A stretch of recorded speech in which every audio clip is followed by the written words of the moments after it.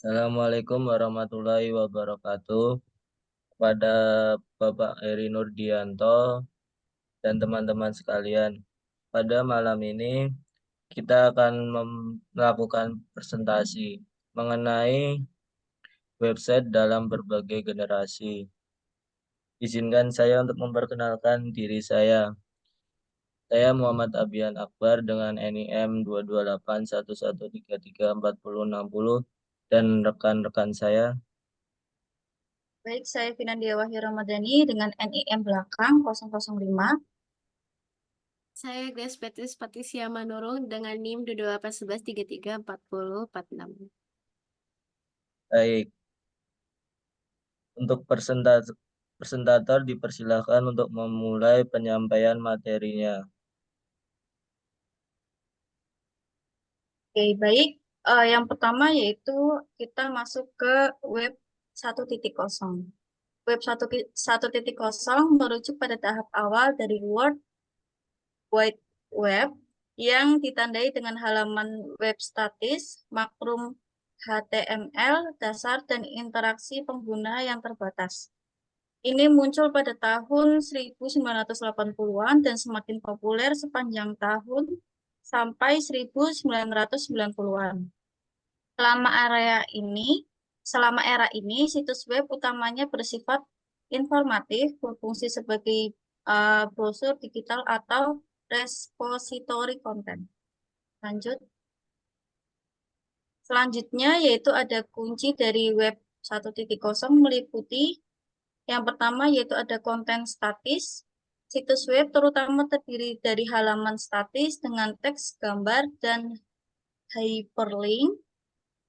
Konten dibuat dan dikelola oleh pemilik situs web dan pengguna memiliki kemampuan terbatas atau tidak sama sekali untuk berkontribusi atau berinteraksi dengan konten. Yang kedua yaitu ada HTML atau bisa disebut dengan Hypertext Markup Language adalah bahasa utama yang digunakan untuk membuat halaman web. Ini menyediakan cara sederhana untuk menyusun konteks, konten, dan penampilan di peramban web. Yang ketiga yaitu ada interaksi terbatas. Interaksivitas minim biasanya terbatas pada formulir dasar untuk mengirimkan informasi atau buku tamu untuk meninggalkan komentar. Tidak ada platform media sosial, forum online, atau aplikasi web dinamis seperti yang terlihat dalam tahap pengembangan web yang lebih lanjut. Next.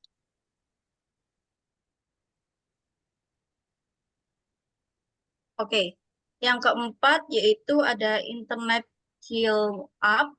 Akses internet terutama melalui konteks si dial-up yang lambat dan terbatas bandwidth dibandingkan dengan koneksi broadband modern. Hal ini mempengaruhi kecepatan dan fungsionalitas situs web selama periode ini. Yang kelima yaitu ada mesin pencari. Mesin pencari awal seperti Yahoo, AltaVista, dan Lycos muncul pada saat ini untuk membantu pengguna menavigasi jumlah situs web yang semakin banyak di web. Yang keenam yaitu ada komersialisasi. Meskipun web awalnya digunakan untuk tujuan akademis dan penelitian, secara bertahap menjadi terkomersialisasi karena bisnis mengenali potensi untuk mencapai audiens yang lebih luas. Ini menyebabkan munculnya situs web, e-commerce, dan iklan online. Oke.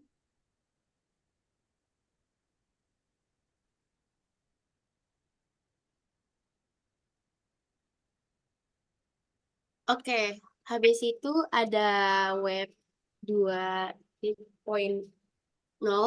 Web 2.0 berwujud pada perkembangan lebih lanjut dari World Wide Web yang terjadi sekitar pertengahan hingga akhir 2000-an. Berbeda dengan web 1.0 yang bersifat statis, Web 2.0 menandai era di mana internet menjadi lebih dinamis, interaktif, dan memungkinkan partisipasi pengguna yang lebih besar. Jadi ada ciri khas dari Web 2.0. Yang pertama, interaktivitas yang tinggi, yang memungkinkan pengguna untuk berpartisipasi secara aktif dalam pembuatan berbagai dan mengelola konten. Mencakup platform blogging, wiki, media sosial, dan forum online yang memungkinkan pengguna untuk berinteraksi satu sama lain. Yang kedua yaitu konten yang dihasilkan pengguna. Salah satu aspek paling mencolok dari Web 2.0 adalah pertumbuhan konten yang dihasilkan pengguna. Pengguna dapat membuat, mengedit, dan berbagi konten seperti artikel blog, video, foto, dan juga ulasan. Yang ketiga ada kolaborasi. Web 2.0 mendorong kolaborasi antar pengguna dengan menyediakan alat yang memungkinkan mereka untuk bekerja sama dalam proyek, berbagai ide, dan mengembangkan konten bersama. Lalu yang keempat, ada aplikasi web yang dinamis. Web 2.0 menandai munculnya aplikasi web yang lebih dinamis dan lebih responsif, yang seringkali dibangun dengan teknologi seperti JavaScript atau Ajax, yang memungkinkan pengalaman pengguna yang lebih interaktif tanpa perlu memuat ulang halaman secara penuh. Yang kelima, platform media sosial. Situs web seperti Facebook, Twitter, dan LinkedIn menjadi sangat populer selama era Web 2.0, memungkinkan pengguna untuk terhubung berbagai konten dan berinteraksi dengan jejaring mereka. Lalu yang terakhir, yaitu perangkat bergerak. Munculnya perangkat mobile lebih canggih dan konektivitas internet yang lebih memungkinkan akses yang lebih mudah ke web daripada perangkat seluler, di mana ini dapat menghasilkan pertumbuhan signifikan dalam penggunaan web melalui perangkat mobile. Selanjutnya bisa dilanjutkan oleh rekan saya, Abian. Baik, selanjutnya ada Web 3.0. Web 3.0 adalah konsep yang masih dalam tahap pengembangan dan interpretasinya dapat bervariasi. Tetapi secara umum merujuk pada visi tentang web yang lebih terdesentralisasi, lebih cerdas, dan lebih terhubung.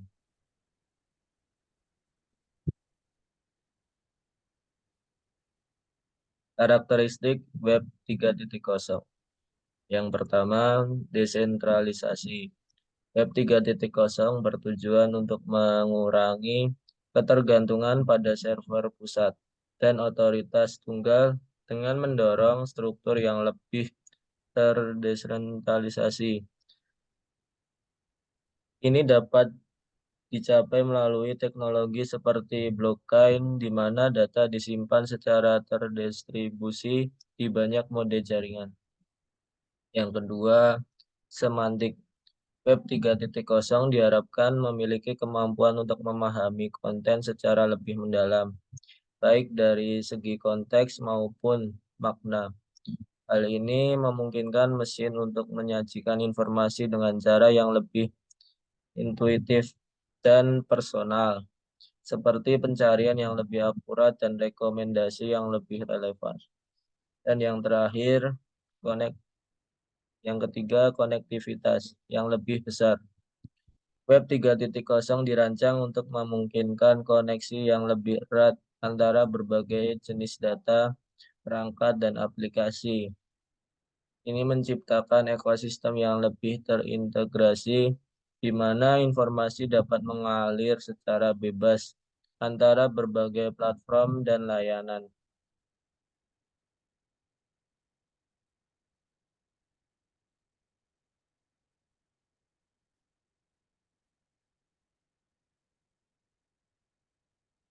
Lanjut.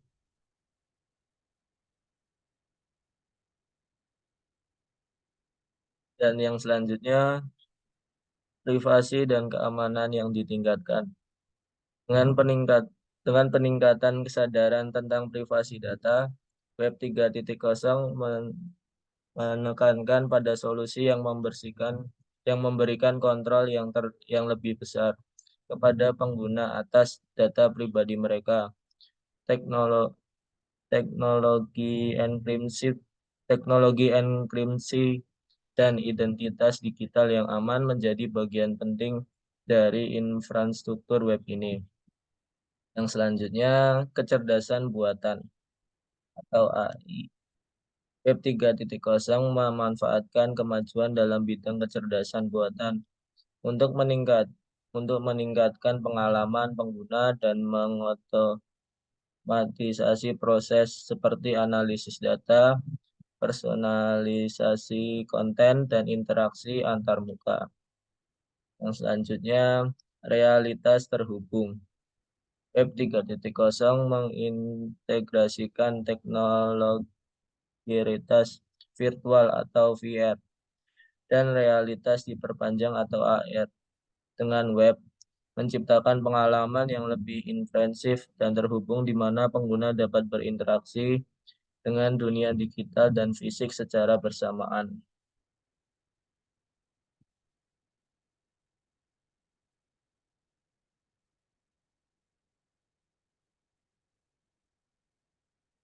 Perbedaan web 1.0, web 2.0, dan konsep web 3.0. Web 1.0. Yang pertama, statis. Konten utama adalah halaman web statis dengan sedikit atau tanpa interaktivitas. Yang kedua, pengguna yang pasif. Pengguna hanya dapat membaca dan mengonsumsi konten yang disediakan oleh pemilik situs web. Yang ketiga, teknologi. HTML dasar adalah bahasa utama yang digunakan untuk membuat halaman web. Yang selanjutnya, tidak ada konsep konten yang dihasilkan pengguna. Konten dapat dikendalikan sepenuhnya oleh pemilik situs. Yang selanjutnya, fokus pada informasi. Situs web lebih berfungsi sebagai sumber informasi daripada platform untuk interaksi dan partisipasi pengguna.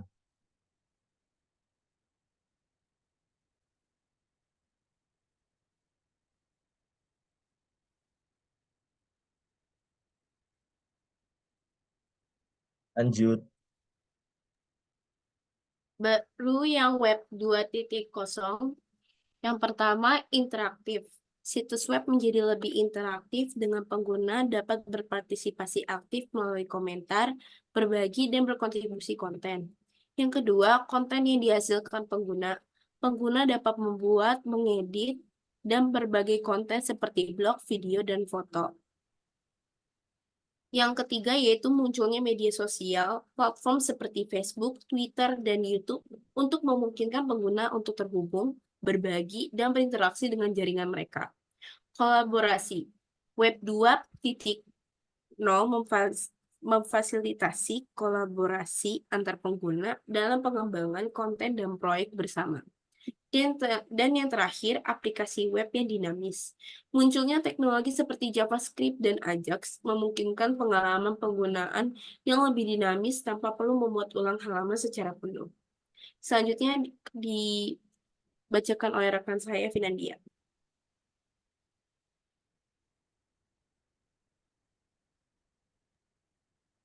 Oke, selanjutnya yaitu ada perbedaan web 1.0, web 2.0, dan konsep web 3.0. Oke, yang pertama yaitu ada desentralisasi.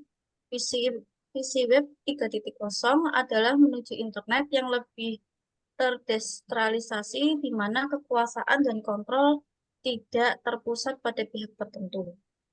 Yang kedua yaitu ada sistematik. Web 3.0 dirancang untuk memahami konten secara lebih dalam, memungkinkan mesin untuk memberikan informasi dengan cara yang lebih intuitif dan personal. Yang ketiga yaitu ada konektivitas yang lebih besar. Web 3.0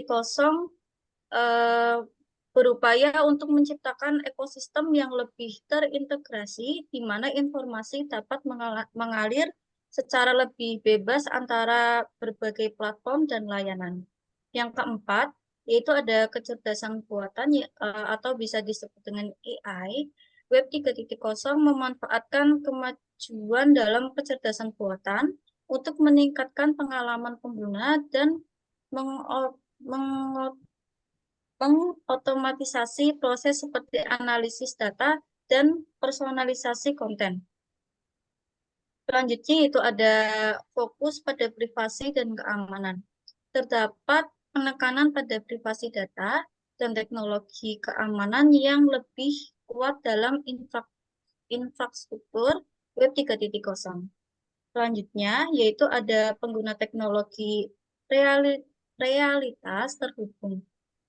Web 3.0 mengintegrasikan teknologi realitas virtual atau bisa disebut dengan VR dan realitas diperpanjang atau bisa disebut dengan AR. Dengan web menciptakan pengalamannya lebih imersif dan terhubung. Oke, lanjut.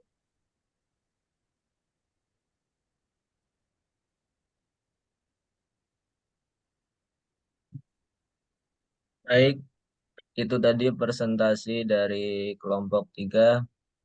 Selanjutnya di sini saya akan membacakan terkait kesimpulan pada materi hari ini. Kesimpulannya adalah dalam penelusuran evolusi web dari web 1.0 hingga web 3.0, kita dapat menyaksikan perubahan yang signifikan dalam cara kita berinteraksi dengan internet.